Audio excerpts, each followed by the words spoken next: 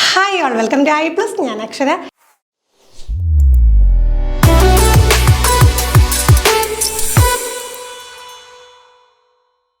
കേറ്റഡ് എക്സാമിൻ്റെ ഡേറ്റിംഗ് അടുത്തെത്തി. എല്ലാവരും ലാസ്റ്റ് റൗണ്ട് റിവിഷനിലാണ്. അപ്പോൾ റിവിഷന് നമുക്ക് മുമ്പ് ചോദിച്ചിട്ടുള്ള പാറ്റേണുള്ള ചോദ്യങ്ങൾ അതൊക്കെ ഒന്ന് ഡിസ്കസ് ചെയ്ത് നോക്കാം. നിങ്ങൾ തീർച്ചയായിട്ടും എത്ര ചോദ്യങ്ങൾക്ക് ഉത്തരം കൃത്യമായിട്ട് കണ്ടെത്താൻ സാധിക്കുന്നുവെന്ന് കമൻറ്റ് ചെയ്യുക. എന്തെങ്കിലും ഡൗട്ട്സ് ഈ ക്വസ്റ്റ്യൻസിനെ ബേസ് ചെയ്തിട്ടുണ്ടെങ്കിൽ തീർച്ചയായിട്ടും നിങ്ങൾ അതും കമൻറ്റ് ചെയ്യുക. നമുക്ക് ആദ്യത്തെ ചോദ്യത്തിലേക്ക് കടക്കാം. Which of the following correctly describe intrinsic motivation? അപ്പോൾ നമ്മൾ ഓൾറെഡി പഠിച്ചിട്ടുള്ളതാണ് ഇൻട്രിൻസിക് മോട്ടിവേഷനും എക്സ്ട്രിൻസിക് മോട്ടിവേഷനും. അപ്പോൾ ഇതുപോലെ എന്താണ് കേസസ് തന്നിട്ട് അതിൽ ഇൻട്രിൻസിക് ഏതാണ് എക്സ്ട്രിൻസിക് ഏതാണെന്നൊക്കെ കണ്ടെത്തണം. Motivation that come from a fear of punishment, motivation that come from external rewards, motivation that come from personal enjoyment of the task, motivation that come from competition with others. അപ്പോൾ നമുക്ക് direct ആയിട്ടാണ് തന്നേക്കുന്നത്. ചില സമയങ്ങളിൽ എന്ത് ചെയ്യും, അവർ ഇതുപോലെ ഒരു situations തരും. അപ്പോൾ അതിൽ നിന്ന് ഇൻട്രിൻസിക് ഏത് എക്സ്ട്രിൻസിക് ഏതെന്ന് കണ്ടുപിടിക്കണം. ഇവിടെ നമുക്ക് ഡയറക്റ്റ് ആയിട്ട് ചോദിച്ചിട്ടുണ്ട്. നോക്കിക്കേ, ഇൻട്രിൻസിക് മോട്ടിവേഷൻ എന്ന് പറയുമ്പോൾ തീർച്ചയായിട്ടും എന്താണ്, ആന്തരികമായിട്ടുള്ളൊരു കാര്യമാണല്ലേ, ആന്തരികമായിട്ടുള്ള അഭിപ്രേരണയാണ്. അങ്ങനെ വരുമ്പോഴത്തേക്ക് തീർച്ചയായിട്ടും അതിൻ്റെ ഉത്തരം നമുക്ക് എന്ത് വരും, നമുക്ക് ആ ഒരു സംഗതി, ആ ഒരു പെർട്ടിക്കുലർ കാര്യത്തിനെ എൻജോയ് ചെയ്യാൻ സാധിക്കുന്നു, ഒരു ടാസ്കിനെ നമുക്ക് എൻജോയ് ചെയ്യാൻ സാധിക്കുന്നു. അപ്പോൾ അത്തരത്തിലുള്ള ഒരു കാര്യമാണെങ്കിൽ തീർച്ചയായിട്ടും എന്താണ്, അത് ഇൻട്രിൻസിക് ആണ്. Motivation that come from personal enjoyment of the task. എനിക്ക് ആ ഒരു സംഗതി ഇഷ്ടമാണ്, അതിന് എക്സ്റ്റേണൽ ഫാക്ടേഴ്സ് ഒന്നും തന്നെ എന്താണ് എഫക്റ്റ് ചെയ്യുന്നില്ല. ഞാൻ ഇപ്പോൾ ഒരു പുതിയ ഭാഷ പഠിക്കാനായിട്ട് ഇഷ്ടപ്പെടുന്നു, അപ്പോൾ ഞാൻ എന്ത് ചെയ്യുന്നു, ആ ഇഷ്ടത്തോടു കൂടി പഠിക്കുന്നു. അപ്പോൾ അത് ഇൻട്രിൻസിക് മോട്ടിവേഷനാണ്. എന്നാൽ വേറെ എന്തെങ്കിലും ഒരു കാര്യം കൊണ്ട് ഇപ്പോൾ എന്താണ്, പണിഷ്മെൻറ്റ് പേടിച്ചല്ലെങ്കിൽ എക്സ്റ്റേണൽ റിവാർഡ് പേടിച്ചല്ലെങ്കിൽ മറ്റുള്ളവരുടെ കോമ്പറ്റീഷൻ വേണം, അങ്ങനെയൊക്കെ ഉള്ളതിൽ നിന്നുള്ളതാണെങ്കിൽ അതൊക്കെ എന്താണ്, എക്സ്റ്റേണൽ ഫാക്ടേഴ്സാണ്. അടുത്ത ചോദ്യം, which of the following statement is not correct about learning? പഠനത്തെക്കുറിച്ച് ഈ കൂട്ടത്തിൽ തെറ്റായിട്ടുള്ള പ്രസ്താവന എന്ന് നമുക്ക് നോക്കാം. Learning as a product rather than a process, learning depends on learners previous knowledge, learning implies reorganization of prior conceptual schemes, learning is facilitated by social action. അപ്പം നോക്കിക്കേ, പഠനവുമായി ബന്ധപ്പെട്ട 4 സ്റ്റേറ്റ്മെൻറ്റാണ്. എന്തൊക്കെയാണ്? ലേണിംഗ് ഒരു പ്രോഡക്റ്റാണ്, പ്രോസസ്സ് അല്ല. അപ്പോൾ അവിടെ എന്താണ്, ഫൈനലി ഒരു പ്രോഡക്റ്റ് കിട്ടുന്നുണ്ട്, പകരം എന്താണ്, പ്രോസസ്സ് ഒന്നുമല്ല, ഒരു പ്രക്രിയ അല്ല, ഉൽപ്പന്നം മാത്രമേ കിട്ടുന്നുള്ളൂ.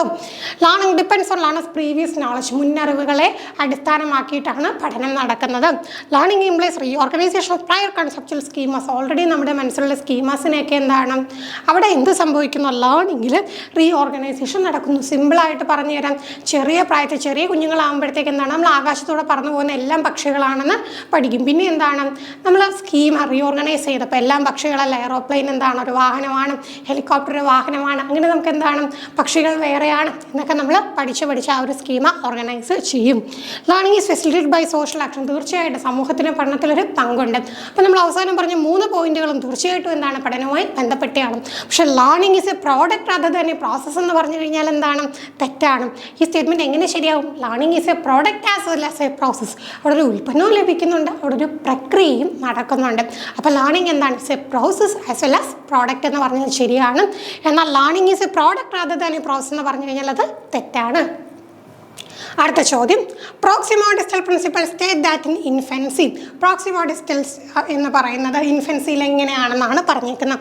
ഫിസിക്കൽ ഡെവലപ്മെൻറ്റ് ഒക്കെ rapidly with the development of fine motor skills, the limbs continue to grow faster than the hands and feet, development proceed from head to toe, development of language ഒക്കെ rapidly as it is a sensitive period for development. അപ്പോൾ നോക്കിക്കും, നമ്മൾ പലപ്പോഴും discuss ചെയ്തിട്ടുള്ള ചോദ്യമാണ്, കണ്ടിട്ടില്ലേ, ഇത് പല രീതിയിൽ ഇതേ കൺസെപ്റ്റ് തന്നെ എത്ര വട്ടം നമുക്ക് ക്വസ്റ്റ്യൻ പേപ്പറിൽ കാണാൻ സാധിച്ചു. അപ്പോൾ അത്ര ഇമ്പോർട്ടൻ്റ് ആയിട്ടുള്ള ഒരു കൺസെപ്റ്റാണ്. പ്രോക്സിമോ ഡിസ്റ്റൽ എന്ന് പറയുമ്പോൾ നമുക്കറിയാം, ഹെഡ് ടോയ് ആണെങ്കിൽ ശിരസ് മുതൽ പാദം വരെ ആണെങ്കിൽ നമ്മൾ എന്ത് പറയും, അതിനെ നമ്മൾ സെഫാലോ കോഡൽ എന്നാണ് പറയുന്നത്. പ്രോക്സിമോ ഡിസ്റ്റൽ എന്ന് പറയുമ്പോൾ എന്താണ്, ഇവിടെ നമുക്ക് നോക്കാം, ഫിസിക്കൽ ഡെവലപ്മെൻറ്റ് ഒക്കെ rapidly with development of fine motor skills, അതുമായിട്ട് ബന്ധപ്പെട്ടാണ്. ഒരിക്കലും അല്ല.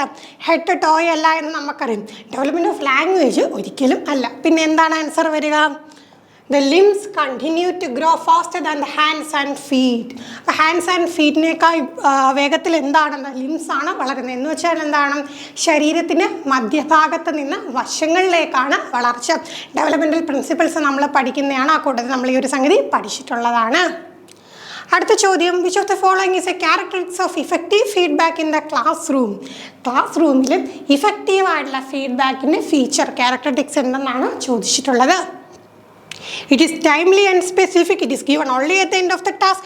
It is broad and generic. It's only focused on the outcome. അപ്പം നോക്കിക്കേ, നമുക്ക് ക്ലാസ് റൂമുകളിൽ നമ്മൾ പുതിയ പഠന രീതി അനുസരിച്ചുകൊണ്ട് നമുക്ക് എന്തറിയാം, കൃത്യമായിട്ടുള്ള ഫീഡ്ബാക്കുകൾ വളരെ ആവശ്യമാണ്. അപ്പോൾ എന്ത് വേണം, കൃത്യമായിട്ട് ഫീഡ്ബാക്ക് കിട്ടണം, കൃത്യസമയത്ത് കിട്ടണം അല്ലേ. അപ്പോൾ അത് വളരെ ഇമ്പോർട്ടൻ്റ് ആയിട്ടുള്ളൊരു കാര്യമാണ്. എന്നാൽ മാത്രമേ അവിടെ എന്ത് സാധിക്കുകയുള്ളൂ, ഇമ്പ്രൂവ്മെൻറ്റിന് സ്കോപ്പുള്ളൂ. ഒരു ഇമ്പ്രൂവ്മെൻറ്റ് വേണമെന്നുണ്ടെങ്കിൽ എന്ത് വേണം, തീർച്ചയായിട്ടും കൃത്യമായിട്ടുള്ള ഇൻ്റർവെല്ലിൽ സ്പെസിഫിക് ആയിട്ടുള്ള ഫീഡ്ബാക്ക് ലഭിക്കണം. അപ്പോൾ അല്ലാതെ എൻഡ് ഓഫ് ദ ടാസ്കിൽ മാത്രം കൊടുത്തിട്ട് കാര്യമുണ്ടോ, അതിന്മേൽ കൊണ്ടുപോയി വളം വെച്ചിട്ട് കാര്യമില്ല. It's broad and general. വളരെ വിശാലമായിട്ടൊക്കെ പറഞ്ഞുകൊണ്ടിരുന്നു കഴിഞ്ഞാൽ നമുക്ക് ഉദ്ദേശിച്ച കാര്യം എന്താണ്, കൃത്യമായിട്ട് കുട്ടികളിലേക്ക് എത്തിക്കാൻ സാധിക്കില്ല. നമുക്ക് സ്പെസിഫിക് ആയിട്ട് വേണം അവിടെ ഫീഡ്ബാക്ക് കിട്ടേണ്ടത്. It's only focus on the outcome. Outcome മാത്രം നോക്കിയിട്ട് കാര്യമുണ്ടോ, ഇല്ല. നമുക്ക് ആ ഒരു പ്രോസസ്സ് കംപ്ലീറ്റ് ആയിട്ട് ഓരോ ഘട്ടത്തിലും കൃത്യ ഇൻ്റർവെല്ലുകളിൽ എന്ത് വേണം, ഫീഡ്ബാക്ക് കൊടുക്കണം. അപ്പോൾ എന്ത് വരും answer, it should be timely and specific. Feedback എന്തായിരിക്കണം, ടൈംലി ആയിട്ട്, അതോടൊപ്പം എന്താണ്, സ്പെസിഫിക് ആയിട്ട് കൊടുക്കണം. അടുത്ത ചോദ്യം, which of the following is A typical characteristics of dyslexia? പഠന വൈകല്യങ്ങൾ, ലേണിംഗ് ഡിസബിലിറ്റീസിനെ കുറിച്ച് ഒരു ചോദ്യമെങ്കിലും ഉറപ്പായിട്ടും നമുക്ക് എല്ലാ ചോദ്യപേപ്പറിലും കാണാം. അപ്പോൾ ഈ ഒരു സംഗതി എന്ന് വെച്ച് കഴിഞ്ഞാൽ കൃത്യമായിട്ട് നിങ്ങൾ പഠിച്ചു വെക്കണം. മുൻ ക്ലാസ്സുകളിലും ഒക്കെ നമ്മൾ എന്താണ് ഡീറ്റെയിൽ ആയിട്ട് ഡിസ്കസ് ചെയ്തതാണ്, പല രീതിയിൽ ചോദ്യം വരുന്നതാണ്. ഇപ്പോൾ ഈ ഒരു പർട്ടിക്കുലർ ആയിട്ടുള്ള ലേണിംഗ് ഡിസബിലിറ്റി ഉള്ള കുട്ടി ക്ലാസ്സിലുണ്ടെങ്കിൽ ടീച്ചർ സ്വീകരിക്കേണ്ട നടപടികളൊക്കെ എന്താണ് ചോദിക്കാറുണ്ട്. കാരണം ക്ലാസ് റൂമിൽ നമ്മൾ പ്രാക്ടിക്കലി ഇതൊക്കെ എന്ത് ചെയ്യണം, ആപ്ലിക്കബിൾ ആക്കേണ്ട കാര്യങ്ങളാണ്. Difficulty in spatial awareness, difficulty in creative problem solving, difficulty in phonological processing, difficulty in physical coordination. Dyslexia എന്ന് പറയുമ്പോഴത്തേക്ക് നമുക്ക് തീർച്ചയായിട്ടും ഡിസ്ലെക്സിയയിൽ നമുക്ക് എന്തുമായിട്ട് കണക്ട് ചെയ്യാൻ പറ്റും, അവിടെ സൗണ്ട്സുമായിട്ട് നമുക്ക് കണക്ട് ചെയ്യാൻ പറ്റും. അപ്പോൾ ആ ഒരു കാര്യം അറിയാമെങ്കിൽ തന്നെ നമുക്ക് ഉത്തരത്തിലേക്ക് പോകാം. ഡിഫിക്കൽട്ടി ഇൻ ഫൊണോളജിക്കൽ പ്രോസസ്സിങ്ങിലെ സൗണ്ടുകൾ. നമുക്ക് പലപ്പോഴും പരീക്ഷാ ഹാളിൽ ചെന്നിരിക്കുമ്പോൾ ഡിസ്ലെക്സിയും ഡിസ്ഗ്രാഫിയും തമ്മിൽ തിരിഞ്ഞു പോകാറുണ്ട്, തെറ്റിപ്പോകല്. ഡിസ്കാൽക്കുലിയ എന്ന് കേൾക്കുമ്പോഴേ നമുക്കറിയാം മാത്തമാറ്റിക്സുമായിട്ട് ബന്ധപ്പെട്ടാണ്. പക്ഷേ മിക്കവാറും സ്റ്റുഡൻസ് പറയുന്നത് എക്സാം ഹാളിൽ എത്തുമ്പോൾ ഡിസ്ലെക്സിയും ഡിസ്ഗ്രാഫിയും തമ്മിൽ എന്താണ് തിരിഞ്ഞു പോകുന്നു. ഡിസ്ഗ്രാഫി ഒന്നുമില്ല, റൈറ്റിംഗ് ആണ്. അപ്പം നമ്മൾ എപ്പോഴും പറയാറുള്ള കോഡുണ്ടല്ലേ, കാലിഗ്രഫി ആർട്ട് ഓഫ് റൈറ്റിംഗ് ആണ്. ഒന്ന് കണക്ട് ചെയ്ത് അങ്ങനെ കണക്ട് ചെയ്ത് കഴിഞ്ഞാൽ തന്നെ നമുക്ക് കിട്ടും എന്താണ്, റൈറ്റിംഗ് ഡിസബിലിറ്റി ആണ് ഡിസ്ഗ്രാഫിയ എന്ന് പറയുന്നത്. അപ്പോൾ നമ്മുടെ ഡിസ്ലെക്സി എന്താണ്, അത് അവിടെ നമുക്ക് വരുമ്പോഴത്തേക്ക് എന്താണ്, റീഡിംഗ് ആണ്.